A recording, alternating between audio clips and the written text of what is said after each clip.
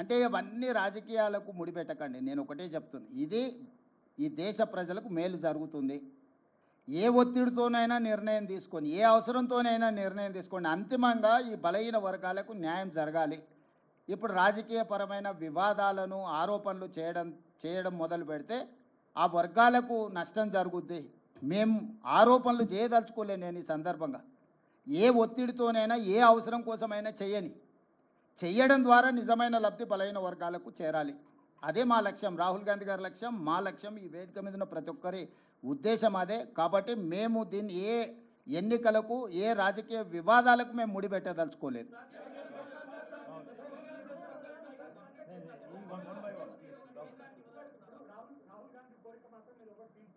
రాహుల్ గాంధీ ఇంకొక కోరిక ఏంటంటే ఇక్కడ తెలంగాణలో రోడ్డు పేరున చట్టం తీసుకురావాలని దర్శక కులాలకు సంబంధించింది అది ఇస్తారా? Good question Rahul. ప్రభాకర్,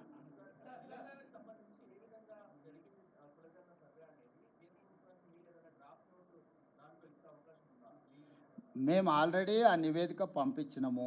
ఫర్దర్గా వాళ్ళకి ఏదైనా కావాలనుకుంటే ఒక డెలిగేషన్, ఆఫీసర్స్ డెలిగేషన్ కానీ గ్రూప్ ఆఫ్ మినిస్టర్స్ వచ్చినా కూడా పవర్ పాయింట్ ప్రజెంటేషన్ ఇచ్చి మా అనుభవాలను అన్నిటిని కూడా వాళ్ళతో పంచుకుంటాము.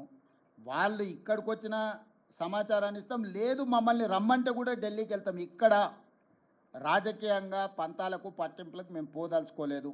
ఈ ప్రక్రియ పకడ్బందీగా చేసి సరైన సమయంలో మనం చేస్తే వీళ్ళందరికీ మేలు జరుగుతుంది. వీళ్ళ కోసం ఒక మెట్టు దిగడానికి కూడా, బలహీన వర్గాల కోసం ఒక మెట్టు దిగడానికి కూడా మా ప్రభుత్వానికి ఎలాంటి భేషజాలు లేవు.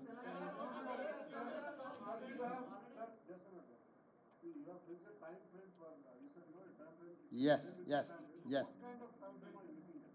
Sir, actually 1 year is the time frame. We have taken 1 year. So my advice is 1 year is max. Why? Because we have done and we have learned something from that, out of that experience.